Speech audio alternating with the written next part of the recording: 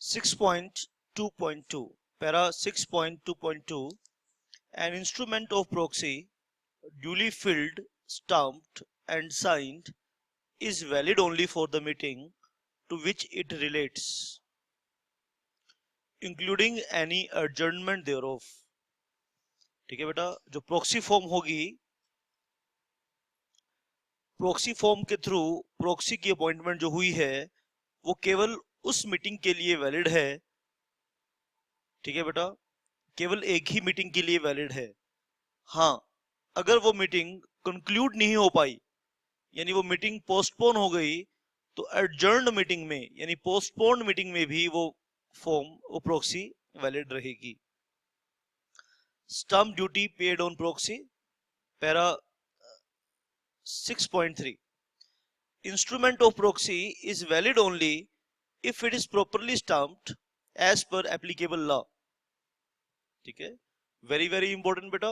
unstamped or inadequate stamped proxies or proxies upon which the stamps have not been cancelled are invalid.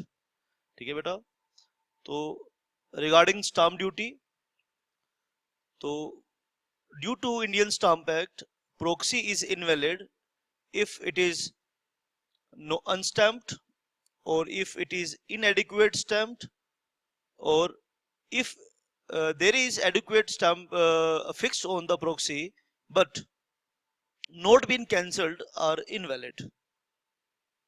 ठीक है बेटा, तो कहने का मतलब ये है 6.3 पैराग्राफ हम पढ़ रहे हैं।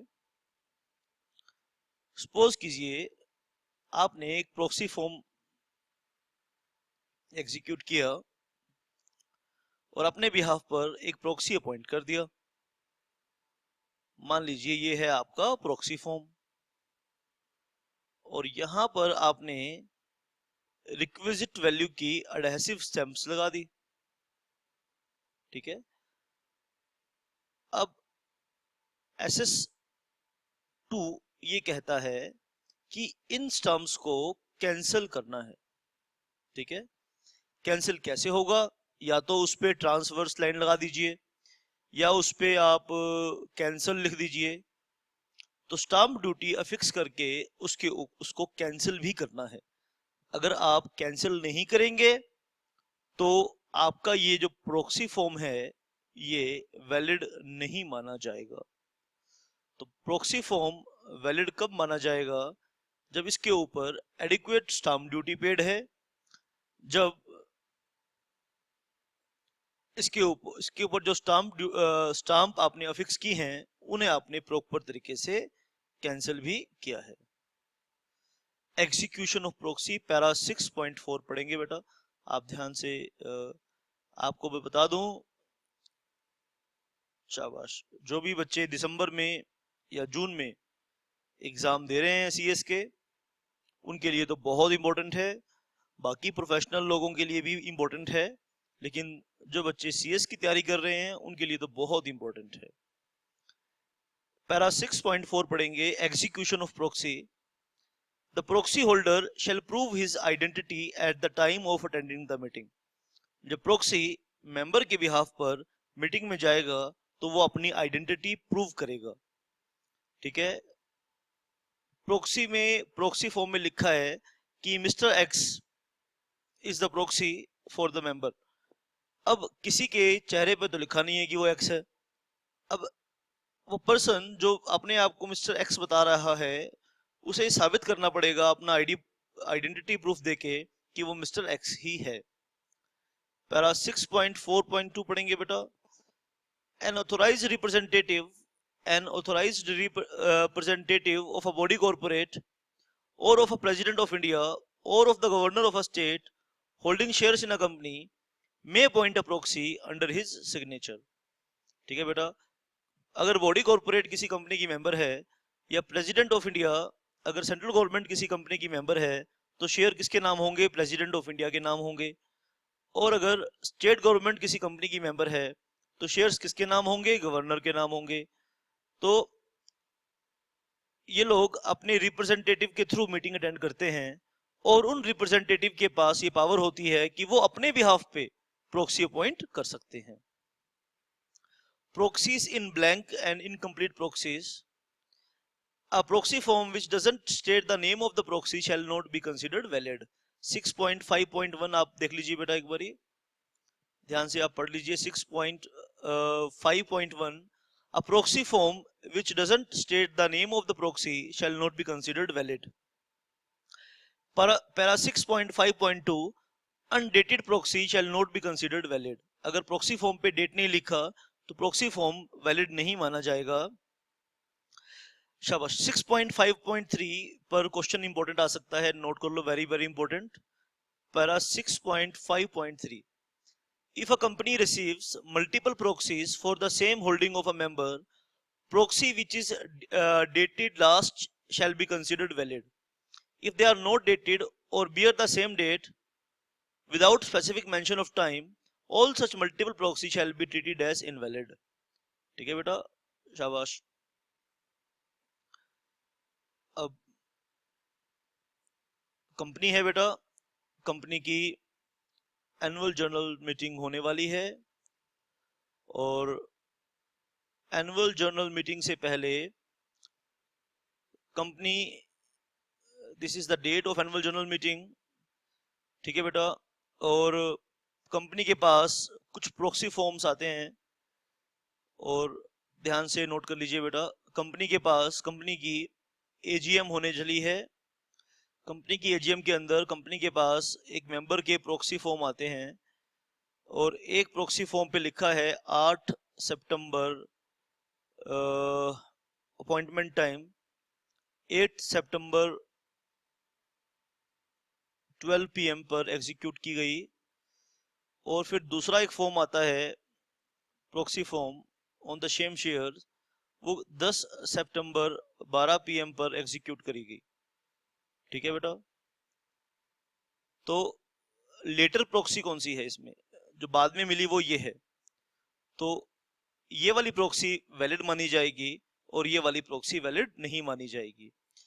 अगर कंपनी को दो प्रॉक्सी फॉर्म मिलते हैं, ठीक है, फॉर एग्जांपल, दो एग्जांपल देखिए बेटा.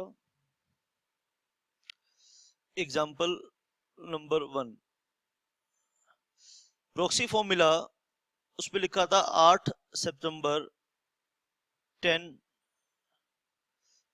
AM, और दूसरा फॉर्म मिला, उस पर लिखा 8 सितंबर 3 PM. और एग्जांपल नंबर 2 लिखो बेटा. ठीक है, प्रॉक्सी फॉर्म पे लिखा 8 सितंबर और टाइम मेंशन नहीं है. दूसरा मिला, उस पे भी लिखा 8 सितंबर लेकिन टाइम मेंशन नहीं है.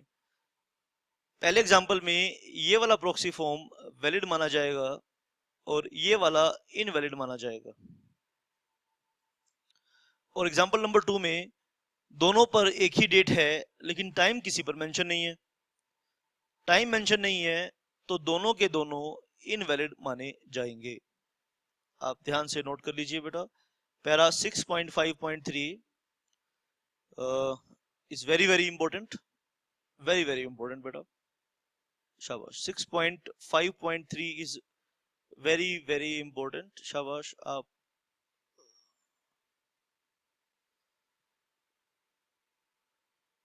इसे ध्यान से आप नोट कर लीजिए.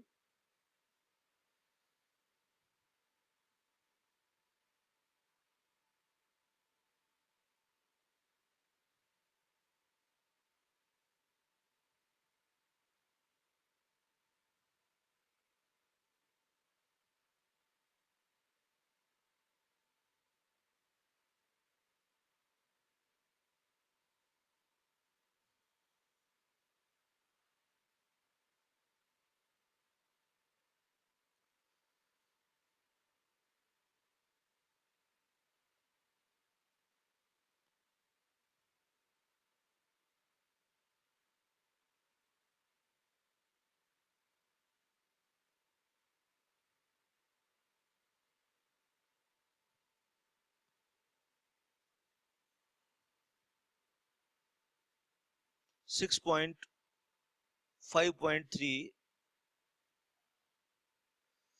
शाबाश बेटा.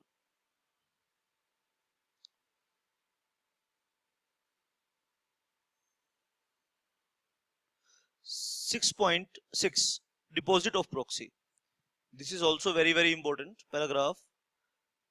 Deposit of proxy.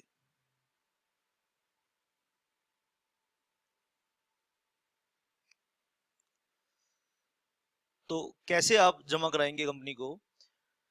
Proxy shall be deposited with the company either in person, या तो आप खुद जाके प्रोक्सी फॉर्म कंपनी के ऑफिस में जमा करा के आइए, और थ्रू पोस्ट, या आप पोस्ट के थ्रू भी जमा करा सकते हैं, not later than 48 hours before the commencement of the meeting in relation to which they are deposited, and a proxy shall be accepted even on a holiday if the last day by which it could be accepted is a holiday. Very very important beta. Proxy shall be deposited with the company either in person or through post not later than 48 hours before the commencement of the meeting. ठीक है, क्या कहना चाहते हैं आप ध्यान से मेरी बात को समझिए.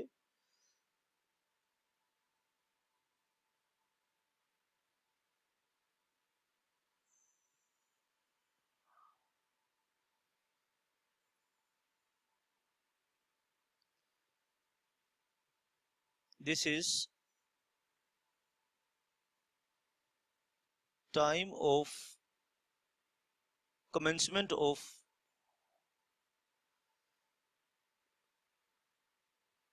general meeting, or this is 48 hours before.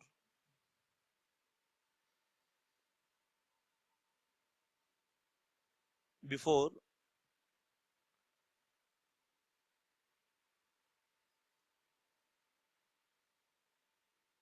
commencement मतलब start of general meeting. तो यहां से पहले शाबाश बेटा, यानी यहां से पहले कभी भी प्रॉक्सी फॉर्म आप डिपॉजिट करा सकते हैं. ठीक है, इस टाइम के बाद, यानी इस टाइम के बाद आपका प्रॉक्सी फॉर्म एक्सेप्ट नहीं होगा.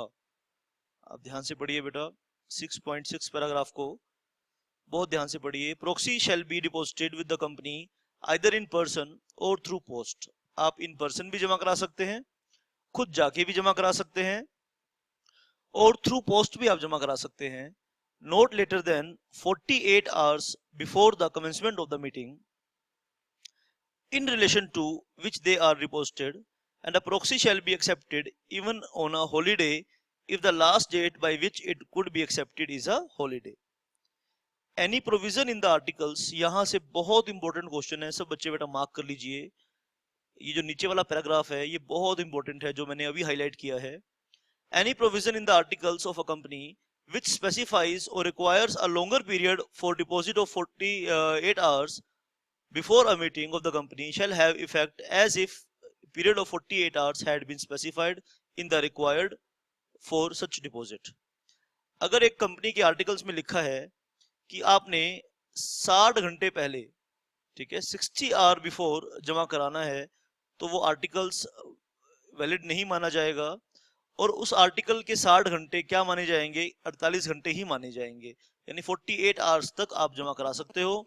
अगर किसी कंपनी के आर्टिकल्स ऑफ एसोसिएशन में ये लिखा है कि आपको 60 घंटे पहले यानी 48 आवर्स से लॉन्गर पीरियड जमा कराने हैं, तो वो वैलिड नहीं माना जाएगा. चाहे जितना मर्जी टाइम लिखा हो, 60 घंटे लिखे हो, 65 लिखे हो, 72 लिखे हो, वो 48 घंटे ही माने जाएंगे. आर्टिकल्स ऑफ एसोसिएशन उस टाइम को रिड्यूस भी नहीं कर सकता, देखो, और बढ़ा भी नहीं सकता. तो 48 आवर्स फिक्स है. अगर आप प्रॉक्सी अपॉइंट करना चाहते हैं तो 48 घंटे पहले आपको जमा करा देना है. Any provision in the articles of a company which specifies or requires a longer period for deposit of proxy than 48 hours before a meeting of the company shall have effect as if a period of 48 hours had been specified in or required for such deposit.